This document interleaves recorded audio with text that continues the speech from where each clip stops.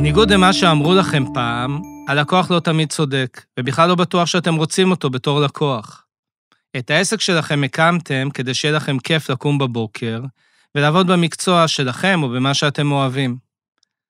כולם אומרים לכם שאתם חייבים להשקיע באתר ובשיווק, למקסם את ההכנסות, לשלש את הרווחים, להפוך לתותחי מחירות, אחרת, מה בכלל אתם שייכים לאירוע של לנהל עסק? עסק עושים באהבה או לא עושים בכלל. אני באמת מאמין בזה.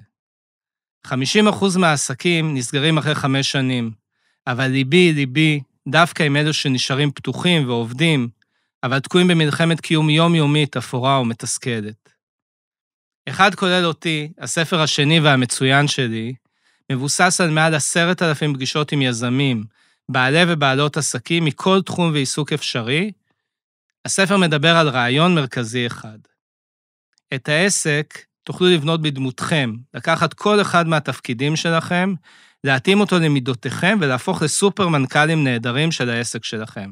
כן, סופר מנכ"לים. איך קורה שכל עסק קטן הוא בנק קטן שמחלק הלוואות בלי ריבית וביטחונות? למה שיווק בלי מחירות זה כמו לימוזינה בלי דלק? ולמה אנחנו אוהבים יותר לקנות מאשר למכור? תודו שזה מסקרן. מיליון סיפורים שאספתי במהלך השנים, ותובנות שהפקתי מהם, מאות אלפי כלים ופרקטיקות שתוכלו ליישם בעצמכם, וחוברת עבודה שעם טיפה השקעה תהפוך לבסיס הניהולי של העסק שלכם. כל זה במרחק של קליק אחד, במחיר משתלם במיוחד. קליק.